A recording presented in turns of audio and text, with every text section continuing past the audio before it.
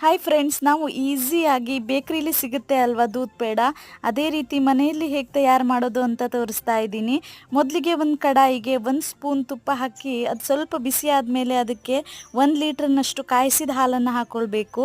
ನಂತರ ಅದನ್ನು ಮಿಕ್ಸ್ ಮಾಡಿ ಒಂದು ಅರ್ಧ ಕಪ್ನಷ್ಟು ಹಾಲು ಪೌಡ್ರ್ ಏನಿದೆ ಅದನ್ನು ಹಾಕ್ಕೊಂಡು ಚೆನ್ನಾಗಿ ಮಿಕ್ಸ್ ಮಾಡಿ ಅದು ಗಟ್ಟಿಯಾಗ್ತಾ ಹೋಗ್ತಾ ಇರುವಾಗ ಅದೇ ಕಪ್ನಲ್ಲಿ ಅರ್ಧ ಕಪ್ನಷ್ಟು ಸಕ್ಕರೆ ಹಾಕ್ಕೊಳ್ತಾ ಇದ್ದೀನಿ. ಇದನ್ನು ಹಾಕ್ಕೊಂಡು ಚೆನ್ನಾಗಿ ತಿರುಗಿಸ್ಬೇಕು, ತಳ ಹಿಡಿದ್ಬಿಡುತ್ತೆ, ಹಾಗಾಗಿ ನಿಧಾನ ತಿರುಗಿಸ್ತಾ ಇರಬೇಕು. ಮತ್ತು ಮಧ್ಯದಲ್ಲಿ 1 ಸ್ಪೂನಷ್ಟು ತುಪ್ಪ ಹಾಕಿ ಚೆನ್ನಾಗಿ ಒಂದ್ಸಲ ಮಿಕ್ಸ್ ಮಾಡ್ಕೊಳ್ಳಿ. ಮತ್ತು ಅದಕ್ಕೆ ಅರ್ಧ ಸ್ಪೂನಷ್ಟು ಏಲಕ್ಕಿ ಪೌಡರ್ ಹಾಕಿ ಇನ್ನೊಂದು ಸಲ ಮಿಕ್ಸ್ ಮಾಡಿಕೊಂಡು ಕೊನೆಯಲ್ಲಿ ಇನ್ನೊಂದು ಸ್ಪೂನ್ ತುಪ್ಪ ಹಾಕಿ ಅದನ್ನು ಇನ್ನೊಂದು ಸ್ವಲ್ಪ ಗಟ್ಟಿ ಮಾಡ್ಕೊಳ್ಬೇಕಾಗುತ್ತೆ. ಇಷ್ಟು ಸಾಕಾಗುತ್ತೆ.